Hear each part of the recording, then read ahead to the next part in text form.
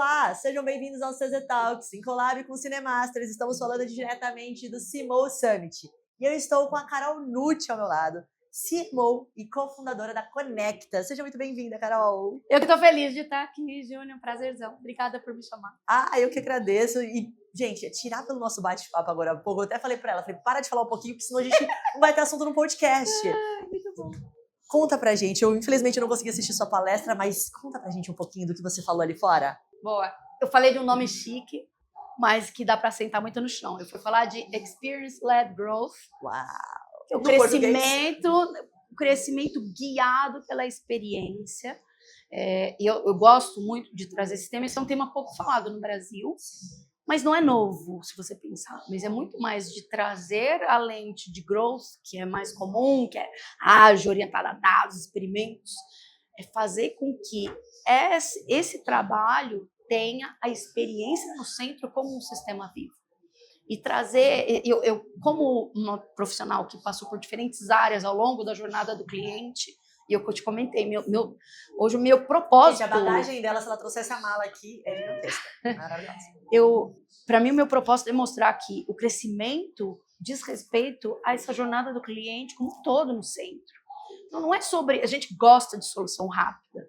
E muitas vezes, na pressão por crescer, a gente busca a fórmula.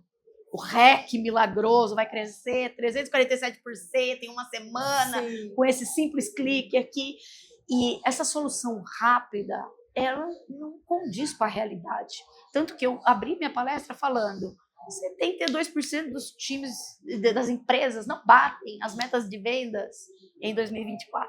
Mas em 2023 e 2022 são dados da Renault Station. Então não é assim, gente, algo de errado não está certo, porque a gente insiste numa fórmula que falava, não, está todo mundo fazendo, vou aqui. Mas claramente não está funcionando e a meta não vai baixar.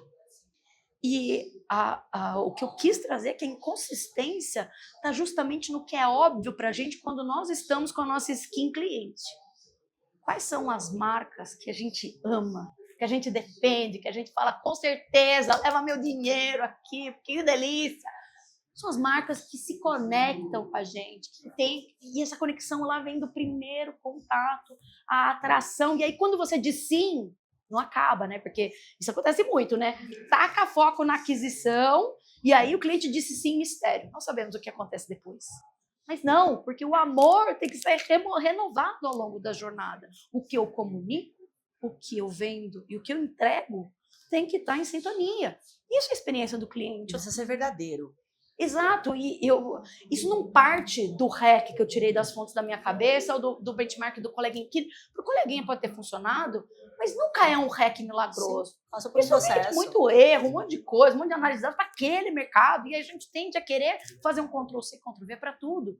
Mas a bússola que orienta o crescimento é justamente o cliente, porque toda empresa, em qualquer mercado, em maior ou menor grau, quer uma coisa: fazer que clientes passem daqui para cá, daqui para cá, daqui para cá, daqui para cá, ao longo da jornada. Eu quero me conectar, atrair, fechar e continuar fazendo com que esse cliente compre. O crescimento vem disso.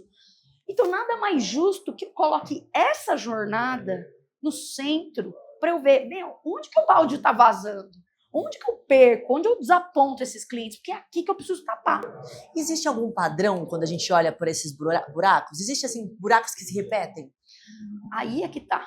O padrão, você pode ter um mercado assim, um mercado assado, você vê bastante coisa nessa linha, mas buscar o padrão dos outros é diferente de buscar o padrão na jornada do seu cliente.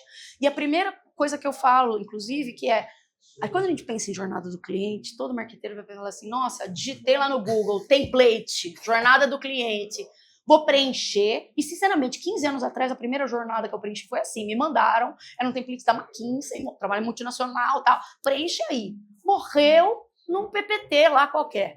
Eu não usei aquilo para tomada de decisão. Aquilo não foi centrado no cliente, foi das fontes da minha cabeça. Isso não leva ninguém a lugar, só me gastou tempo. Ora, uma jornada, eu não imponho a jornada do cliente, não é a jornada de marketing, a jornada de vendas, a jornada do cliente. Eu não imponho a jornada, eu conheço a jornada e desenho a operação para eu me conectar a essa jornada de forma consistente. Então, esse trabalho de fundamento, muitas vezes, e aí tem dado um monte, eu até trouxe um monte lá, mas dado a gente que encontra no Google, o que é importante é explicar a lógica. A lógica não é tapar um buraco, é entender para olhar para o todo, para ver qual é o principal buraco que está impactando não só na parte de geração de valor para a empresa. Ai, puta, eu estou olhando ali receita, para lá. Não, o que está atrapalhando a geração de valor para esse cliente? Porque quando eu tenho esse bote, eu consigo inverter a lógica. Aqui eu vou tapar o buraco. Vamos botar, tem gente que acha que growth não funciona para o B2B, ou só funciona para o B2B de alta escala, né? Que eu estou falando de uma base de clientes de milhões. Eu trabalho essa mentalidade com venda complexa, por exemplo. A gente fala baseado em contas. A lógica é a mesma. O que muda é a complexidade. O que muda é a jornada. Muitas vezes, se você vai pegar um caso assim de venda enterprise, vende de um produto de alto ticket para uma grande empresa. Esse processo da compra ao uso, a construção de confiança e fidelidade, ele envolve muita gente. Ele envolve um comitê de compra, ele envolve a pessoa usuária, ele envolve quem vai falar bem, mal depois, etc. Tudo isso traz camadas de complexidade, mas quando eu analiso isso do ponto de vista da jornada da conta, eu conecto os pontos. E aí fica muito mais fácil de entender onde está vazando. Entendendo quem é promotor, quem é detrator, onde eu consegui, de fato, entregar um impacto que eu prometi, onde eu não consegui. E quando eu olho de forma sistêmica, eu consigo ver onde eu acerto na engrenagem interna para, de fato, gerar o impacto que eu quero para fora. Então, a provocação que eu trago é para esse olhar sistêmico. Não tem como, porque entre a empresa e o cliente, mesmo no B2C, por exemplo, você pega uma grande empresa de alimentos e bebidas, uma Unilever, uma P&G, poxa, essa empresa vende para grandes varejistas, vende para distribuidores, que vão vender para varejos menores. Olha o sistema que tem aqui. Mesmo aqui, eu tenho uma capilaridade. Aqui, geralmente, a capitalidade vai ser o complexo. Ainda assim, eu estou falando de uma jornada. Jornadas que envolvem outras pessoas. Então, às vezes, a jornada do cliente e o relacionamento seu com o cliente é legal. Mas, como que é o seu relacionamento com a cadeia, com o distribuidor? É horrível. E aí, esse distribuidor está falando bem de você? Talvez não. Mas se você não analisar todos os canais e criar uma colaboração aqui para que a lógica de experiência faça sentido de fora para dentro, a gente tem um monte de balde furadinho. E aí, se você não tem esse olhar sistêmico, você não consegue enxergar. De forma prática, para que as pessoas entendam bem didaticamente, tá? O que é olhar de forma sistêmica? Existe um sistema para cada área, para cada empresa, para cada nicho, ou não? Boa. Esse é um bom ponto, porque a gente fala muito pouco disso. A gente tende a olhar para o micro, para o nano, para aquela interação. Mas dar o zoom out aqui para entender o todo faz com que você tenha uma visão muito mais estratégica do que especialista. Os dois se complementam. Quando você achar um problema, achei o furo do balde, agora a gente vai descer, certo? Mas o sistema, quando eu tô falando, tem vários sistemas, é óbvio, né? Mas pensando sobre a perspectiva da experiência do cliente, esse sistema é tudo que conecta a jornada. Eu tenho a jornada desse meu cliente, do primeiro contato, a dor que ele tem, vai buscar a solução, vai escolher a pessoa, comprar, continuar comprando, ter problema, resolver. Essa jornada, ela tem o próprio cliente, as dores, as necessidades, as ações, o que importa, onde estão as fricções. E dentro desse cliente eu posso ter um sistema. Dentro do meu cliente eu posso ter diferentes times, diferentes áreas, diferentes stakeholders. E vai abrindo diversos sistemas, além disso? Pensa que eu vou ter uma jornada macro desse cliente. Só que dentro dessa jornada macro, eu tenho a jornada do time de compras, onde que o marketing vem. Eu estou analisando de forma sistêmica, porque é uma organização. Sempre que eu falo de um sistema, eu estou falando de uma organização. Estou falando de uma empresa, estou falando de vários times, estou falando da minha empresa, estou falando de um mercado, estou falando do ecossistema, certo? Então, o primeiro sistema que a gente precisa conhecer é o do cliente. Só que entre eu e o cliente, um mundo. Tem canal, distribuidores, especialistas, influenciadores, fontes, canais de informação, etc. Eu preciso entender porque esses outros stakeholders com seus sistemas têm contato com a jornada do cliente, influenciam. Aqui tem autoridade, tem quem influencia com informação, tem quem vende o meu produto para esse cliente, quem fala mal, quem fala bem. Tenho gente aqui. Aí eu dou mais um zoom out e esse sistema tem o cliente e todo mundo que faz parte da jornada do cliente, inclusive eu. E aí eu preciso olhar para o meu sistema.